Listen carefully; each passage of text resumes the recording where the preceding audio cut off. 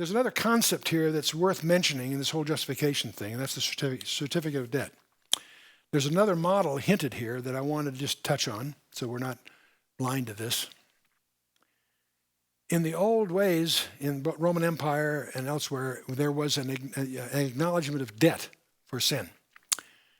And the debts not paid by sacrifices each year as Yom Kippur are made for their sins, but only extends the penalty for another year. That's what Yom Kippur did.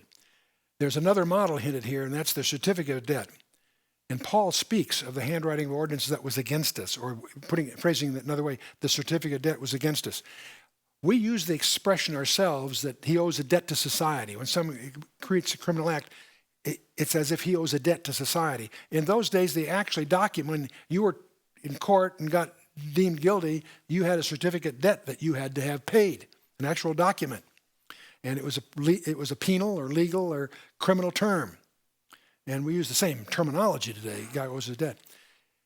What the jailer would do, he would keep the certificate of debt, and as you earned your sentence, if you were sentenced for 5 years, each year he would sign off a year till you did the 5 years. If along the way you escaped what was unpaid, the jailer had to pay. That gave him diligence. That's why that jailer, remember when Paul, that was open, he thought they'd all escaped, he was ready to kill himself? He said, don't do that, we're all here. Yeah, that blew him away. They didn't leave. They were singing songs. And the jailer came to Christ. You know the story next, but okay. Now, if the criminal escaped, as I say, the jailer was then responsible. If he finished out if the debt was finally paid, it would be stamped or written tetelestai.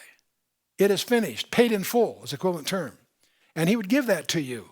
And you then had that as proof that you'd paid your debt to society. That was their approach to avoiding what we call double jeopardy today. And so that's why Paul speaks of our certificate of debt having been paid for us by Christ. Why? Because the wages of sin is death. Christ's death paid for that. And he did it in full. On the cross, his last words on the cross were tetelestai, paid in full. Which in the King James, of course, it's translated, it is finished. And so our paid in full debt is discussed here because that debt is acknowledged and rolled. Their debt in the analytical thing is rolled over each year. Ours is paid once and for all. How precious that is.